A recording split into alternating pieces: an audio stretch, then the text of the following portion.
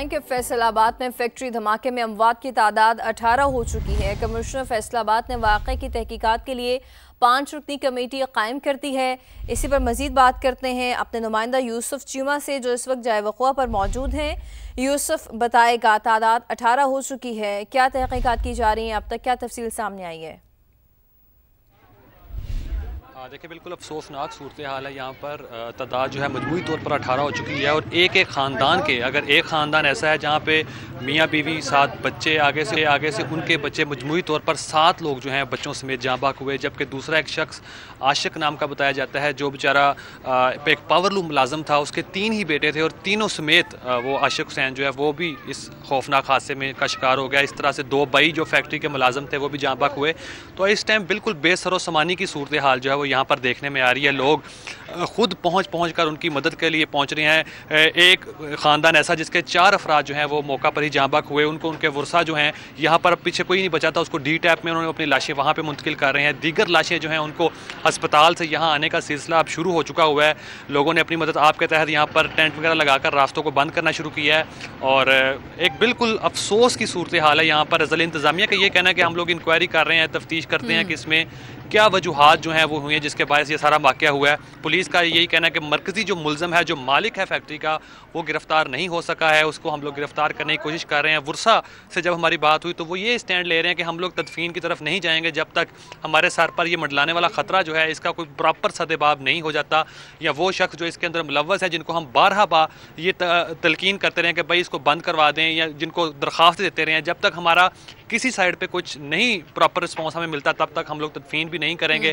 तो काफ़ी ज़्यादा गम और गुस्सा भी है लोगों के अंदर। तो हम कोई सियासी रहनुमा जो है वो यहाँ तक नहीं पहुँच सके, ना ही इनके पास कोई मुकामी रहनुमा जो है वो आके इनके साथ कोई अफसोस या ताज़ीद के लिए यहाँ तक पहुँच सके हैं। जी, यकीनी तौर पर अफसोसनाक वाक़या, लोगों में इस हवाले से गम और गुस्सा भी पाया जा रहा है। यूसुफ चीमा हमें सारी सूरत हाल से आगाह कर रहे थे, बहुत शुक्रिया आपका। फैसलाबाद में धमाके से मुतासरा फैक्ट्री के करीब रहने वाले शहरियों का कहना है कि ये धमाका अचानक हुआ है और बुलंद शोले हमें दिखाई दिए हैं। बच्चे इस धमाके से खौफजदा हो गए हैं। दहल गई एक दूसरे ने, उन्होंने मामा बचाओ तो आग लगी हुई है, ना शोर गुल, बच्चा मेरे वाल नसिया से एक दूसरे को बचाने वास्ते देखा, बहुत ज्यादा आग, इस तरह रोशनी सुरख आसमान सारा हो गया, आग लगी हुई है। बच्चे खौफ ना, पता नहीं जलजला आ गया की होया, समझ नहीं आ रही सी। गेट खोलिया, नजर आए बाहर लोग नसे जा रहे, छत्तां गिर गई, बहुत परेशानी बनी। बच्चियां बहुत खौफज़दा साड़ियां हो गई, छोटियां बच्चियां सीगियां, मैं कली उन्होंने मां कोल सीगी। मुतासरीन की गुफ्तगू भी आपने सुनी और आगे आपको अपडेट करेंगे कि वज़ीर-ए-आज़म शहबाज शरीफ से सिंध के सीनियर वज़ीर शर्जील इनाम मेमन ने मुलाकात की है। सिंध में जारी तरक्याती मंसूबों पर बातचीत की गई है। आपको बताते चलें कि वज़ीर-ए-आज़म शहबाज शरीफ से सिंध के सीनियर वज़ीर शर्जील इनाम मेमन की मुलाकात हुई है और इस मुलाकात के अंदर सिंध में जारी तरक्याती मंसूबों पर बातचीत की गई है।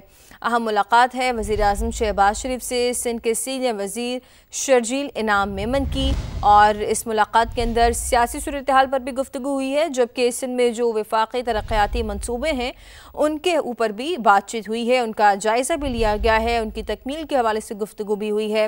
वज़ीर-ए-आज़म शहबाज शरीफ से सिंध के सीनियर वज़ीर शर्जील इनाम मेमन ने मुलाकात की है। खबर है कि पाकिस्तान में टेलीकॉम सर्विसेज के क्वालिटी मसाइल और तेज़ रफ्तार इंटरनेट की मांग में इजाफे का मामला है और वफाकी हुकूमत ने PTA को अगले साल फरवरी तक 5G स्पेक्ट्रम नीलामी का हदफ दे दिया है। DG licensing PTA Amir Shahzad कहते हैं कि पाकिस्तान में 2026 के आखिर तक क्वालिटी ब्रॉडबैंड सर्विस आ जाएगी। तफसील जानते हैं डिप्टी ब्यूरो चीफ समा इस्लामाबाद बेहजाद सलीमी से। बेहजाद, बताएगा कब तक की टाइमलाइन दी गई है?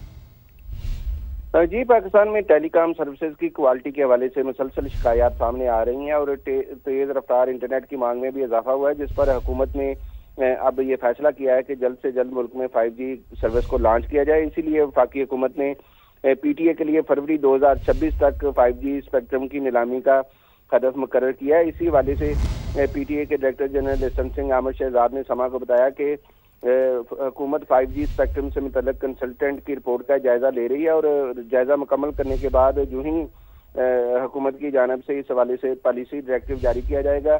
नीलामी की तारीख का तयन कर दिया जाएगा। और उन्होंने कहा कि नीलामी की तारीख का तयन होने के बाद ये प्रोसेस जो है वो जल्द से जल्द मुकम्मल किया जाएगा और पाकिस्तान जो है वो अगले साल के आखिर तक जो है वो तेज रफ्तार ब्रॉडबैंड सर्विस जो है उससे जरूर मुस्तफीद होगा। उन्होंने ये भी बताया कि टेलीकॉम ऑपरेटर्स के लिए 600 मेगाहर्ट्ज जो है वो स्पेक्ट्रम जो है उसको ऑक्शन किया जाएगा। ठीक है, बहुत शुक्रिया बेहजाद सलीमी तमाम तर तफसीलात के लिए।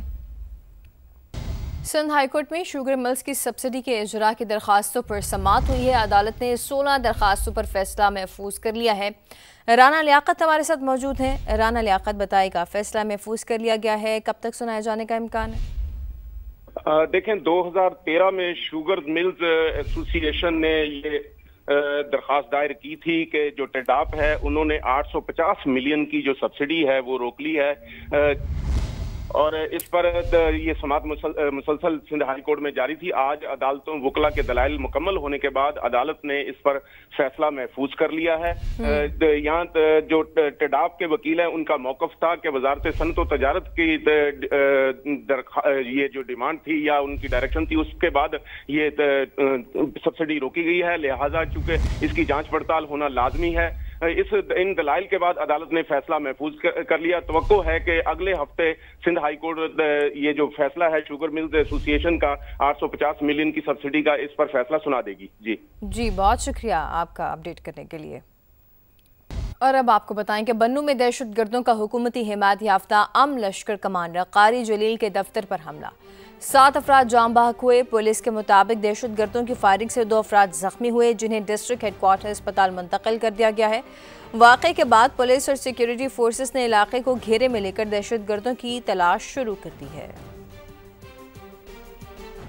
पंजाब भर से आए खुसूसी अफराद का लाहौर में एहतजाज 12वें रोज में दाखिल हो गया है। 1% कोटा सिस्टम पर सरकारी महकमों में मुस्तकिल रोजगार के मुतालबे पर डटे मुजाहिरीन कहते हैं कि मुतालबात की मंजूरी तक धरना जारी रहेगा। नुमाइंदा समा मायरा हाशमी इस वक्त वहां पर मौजूद हैं, उनसे बात करते हैं। बताइएगा मायरा। जी बिल्कुल, 11 रोज गुजर चुके हैं लेकिन खसूसी अफराद का एहतजाज लाहौर के फैसल चौक पर अब भी जारी है। दिन रात ये खसूसी अफराद फुटपाथों पर जो है वो जिंदगी गुजारने पर मजबूर है। तो इनसे मजीद बात कर लेते हैं कि आखिर इनके मुतालबात क्यों अब तक पूरे नहीं हो सके। हमारे मुतालबात को हल किया जाए, हमें सिर्फ बाइज्जत बावकार रोजगार चाहिए। हमारे लोग बैगर नहीं बनना चाहते, मांगने वाले नहीं बनना चाहते। हम सिर्फ ये रियासत को कह रहे हैं कि रियासत हमारी माँ है और अगर माँ इन बच्चों को, इन डिसेबल बच्चों को अगर सहारा नहीं देगी तो कौन देगा। हमारे सरों पर दस्ते शफकत सीएम साहिबा का होना चाहिए, जो कि नहीं है। तो हम तो उम्मीद ही कर सकते हैं, हम बेसरो समाने की ज़िंदगी गुजार रहे हैं। बसारत से महरूम अफराद की जानिब से सिर्फ एक मुतालबा किया जा रहा है कि हम भीख नहीं मांगना चाहते, हमें कोई वजीफा नहीं चाहिए, हमें सिर्फ और सिर्फ जो सरकारी महकमों में 1% कोटा है उसके ऊपर अमल दरामद यकीनी बनाया जाए ताकि तमाम जो हमारे डेली वेजेस के बंदे हैं उन्हें नौकरियां मिल सके। तो यही कहा जा रहा है कि ये एहतजाज हमारा आखिरी होगा और जब तक हमारे मुतालबात माने नहीं जाएंगे हम ये धरना खत्म नहीं करेंगे। जी बहुत शुक्रिया मायरा। 11वें नेशनल फाइनेंस कमीशन के पहले इजलास की तारीख एक बार फिर से तब्दील हो गई है। 4 दिसंबर की नई तारीख दे दी गई है। वजारत खजाना की जानिब से तरमीमी नोटिफिकेशन भी जारी कर दिया गया है। इजलास का मकाम और एजेंडा बरकरार रखा गया है। 3 माह कबल तश्कील दिए गए नेशनल फाइनेंस कमीशन के इफ्तिताही इजलास में नए वार्ड की मजमूई हिकमत अमली और मुख्तलिफ शोबों के लिए ज़ेली ग्रुप्स बनाने पर गौर किया जाएगा। शकील अहमद से इस पर मजीद जानते हैं। शकील बताएगा इस इजलास के हवाले से। देखिए, 11वें नेशनल फाइनेंस कमीशन का इजलास बिल आखिर 4 दिसंबर को तलब कर लिया गया है। बार बार डेट्स जो हैं वो प्रपोज की गई, चेंज की गई और अब बिल आखिर ये 4 दिसंबर को इजलास होगा, जिसकी सदारत वफाकी वज़ीर ख़ज़ाना मोहम्मद औरंगज़ेब करेंगे। चारों सूबों के वज़ीर ख़ज़ाना और इसके अलावा एक जो मेंबर निजी शोबे से है, टेक्नोक्रेट जो एक्सपर्ट्स हैं, वो भी पार्टिसिपेट करेंगे इस इजलास में। और इसका मकसद ये है कि काबिल तकसीम व हासिल जो है उसका जो फार्मूला है उसमें तब्दीली लाई जाए। उसके लिए इब्तदाई तौर पर सूबों से मुशावरत की जाए, उनको रजामंदी उनकी ली जाए, उनको कन्विंस किया जाए, क्योंकि इस वक्त NFC के तहत 57.5% जो शेयर है वो सूबों के पास चला जाता है जो टैक्स मुहासिल हैं उसमें से, और 42.5% वफाक के पास होता है और 1% इजाफी KPK को देना पड़ता है वॉर ऑन टेरर की मद में। तो अब मकसद यह है कि फार्मूले में तब्दीली की जाए सूबों की रजामंदी से। आइनी तौर पर हर 5 साल बाद NFC में तब्दीली आना होती है, लेकिन अब 15 साल गुजर चुके हैं, इसमें कोई चेंजेस नहीं आई। तो अब हुकूमत पाकिस्तान, वफाकी हुकूमत की ये कोशिश है कि इसमें तब्दीली ला जाए। 82% जो हिस्सा है वो आबादी की बुनियाद पर शेयर किया जाता है, उस फार्मूले में तब्दीली लानी है। और कुछ एक्सपेंडिचर्स हैं BISP के, डिफेंस के, दीगर शोबों के, वो कोशिश की जाएगी कि सूबे भी उसमें अपना पार्टिसिपेट करें और इसके लिए सूबों को कन्विंस किया जाए।